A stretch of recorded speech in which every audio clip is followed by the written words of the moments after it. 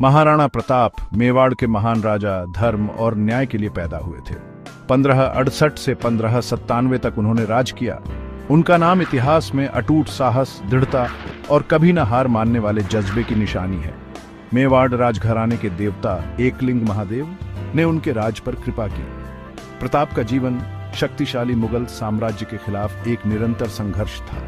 उन्होंने अपनी मातृभूमि और अपनी प्रजा की गरिमा की रक्षा के लिए बहादुरी से लड़ाई लड़ी। महाराणा प्रताप की कहानी सिर्फ युद्ध और जीत की नहीं है। ये कहानी उस व्यक्ति की अदम्य भावना की गवाही देती है जिसने अत्याचार के आगे झुकने से इनकार कर दिया। ये वीरता, बलिदान और अपने सिद्धांतों के प्रति अटूट प्रतिबद्धता की गाथा है। उनका जीवन पीढ़ियों को प्रेरित करता रहेगा। वे साहस और प्रतिरोध के सच्चे प्रतीक बने हुए हैं। महाराणा प्रताप के जीवन में विद्रोह के बीज बहुत पहले बो दिए गए थे। उनके पिता मेवाड़ के शासक उदय सिंह ने जगमल सिंह को अपना उत्तराधिकारी बनाने का फैसला किया। इस फैसले ने दरबार और मेवाड़ के लोगों को बहुत दुखी किया। वे प्रताप को ही असली उत्तराधिकारी मानते थे। उनमें एक सच्चे राजा के सारे गुण थे। वे अपनी ताकत, साहस और अपनी प्रजा के प्रति गहरे प्यार के लिए जाने जाते थे। इस झटके के बावजूद महाराणा प्रताप अपने पिता के प्रति वफादार रहे। उन्होंने फैसले का सम्मान किया, लेकिन उनके दिल में यह भी था कि मेवाड़ को एक मजबूत और न्यायप्रिय शासक की जरूरत है। इसी विश्वास ने उनके दृढ़ संकल्प को बल दिया। उन्होंने आगे आने वाली चुनौतियों के लिए खुद को मानसिक और शारीरिक रूप से तैयार करना शुरू कर दिया। उन्हें क्या पता था कि उनकी परीक्षा उनके सोच से भी जल्दी होगी। मुगल बादशाह अकबर की नजर मेवाड़ पर थी। वह मेवाड़ की रणनीतिक स्थिति और उसके समृद्ध संसाधनों को हासिल करना चाहता था। अकबर ने प्रताप के पास दूत भेजे, उन्हें मुगल साम्राज्य का जागीरदार बनने का प्रस्ताव दिया। उसने प्रताप को अधीनता स्वीकार करने पर धन और शक्ति का वादा किया, लेकिन प्रताप ने झुकने से इनकार कर दिया। वे अपनी स्वतंत्रता और मेवाड़ की आजादी को सबसे ऊपर मानते थे। इस इनकार ने दो शक्तिशाली शासकों के बीच एक अनिवार्य संघर्ष को जन्म दिया।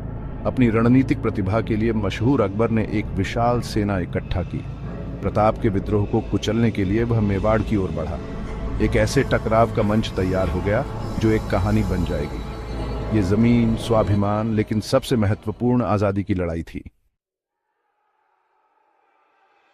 1576 में लड़ा गया हल्दी घाटी का युद्ध महाराणा प्रताप के जीवन का एक महत्वपूर्ण मोड़ था। मानसिंह प्रथम के नेतृत्व वाली मुगल सेना प्रताप की सेना से बहुत बड़ी थी। इसके बावजूद मेवाड़ की सेना अपने देश और अपने राजा के प्रति प्रेम से प्रेरित होकर बेजोड़ बहादुरी से लड़ी। घंटों तक युद्ध चला। युद्ध का मैदान तलवारों की टकराहट, योद्धाओं की चीख पुकार और घोड़ों के खुरों की गड़गड़ाहट से गूंज रहा था। हालांकि हल्दी घाटी के युद्ध को अक्सर मुगलों की जीत के रूप में याद किया जाता है, लेकिन ये महाराणा प्रताप की हार नहीं थी। वे अपने वफादार साथियों की मदद से युद्ध से बच निकले। इस युद्ध ने एक निडर योद्धा के रूप में उनकी छवि को मजबूत किया। इसने उनके प्रतिरोध में एक नए अध्याय की शुरुआत भी की, गुरिल्ला युद्ध। भाग 5, चेतक, वफादार घोड़ा। महाराणा प्रताप के जीवन का कोई भी वर्णन उनके वफादार घोड़े चेतक का जिक्र किए बिना अधूरा है।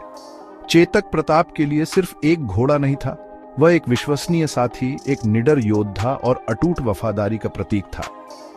हल्दी घाटी के युद्ध में चेतक ने अविश्वसनीय साहस दिखाया। प्रताप को युद्ध के मैदान से भागने में मदद करते हुए वह घायल हो गया। कहा जाता है कि चेतक ने अपने घावों के बावजूद अपने मालिक की जान बचाने के लिए एक चौड़ी धारा को पार करते हुए प्रताप को सुरक्षित स्थान पर पहुंचाया। वफादारी के इस अंतिम कार्य ने इतिहास में चेतक का स्थान पक्का कर दिया। आज चेतक को महाराणा प्रताप के साथ याद किया जाता है। उनके नाम हमेशा के लिए साहस, वफादारी और बलिदान की कहानियों में जुड़े हुए हैं। भाग 6, गुरिल्ला युद्ध, परछाई से वार। हल्दी घाटी के युद्ध के बाद महाराणा प्रताप ने एक नई रणनीति अपनाई, गुरिल्ला युद्ध।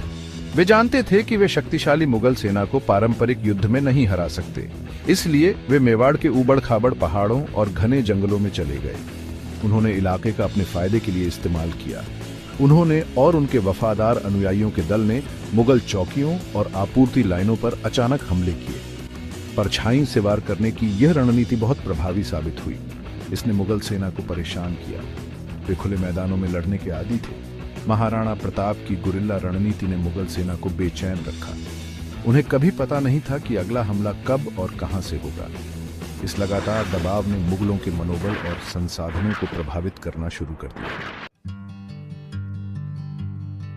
भाग 7 भामाशाह की उदारता, मेवाड़ के लिए एक जीवन रेखा। मुगलों के खिलाफ महाराणा प्रताप का निरंतर संघर्ष एक कीमत पर आया। उनके संसाधन घट रहे थे। जब उनकी स्थिति सबसे खराब लग रही थी, मेवाड़ के एक धनी व्यापारी और वफादार प्रजा भामाशाह उनके बचाव में आए। भामाशाह ने अपना सारा धन महाराणा प्रताप को दे दिया। उदारता के इस निस्वार्थ कार्य ने प्रतिरोध में नई जान फूंक दी। भामाशाह की आर्थिक सहायता से महाराणा प्रताप अपनी सेना का पुनर्निर्माण करने में सक्षम हुए। वे अपने लोगों को, जिन्होंने युद्ध के दौरान बहुत कष्ट सहे थे, प्रदान करने में सक्षम हुए।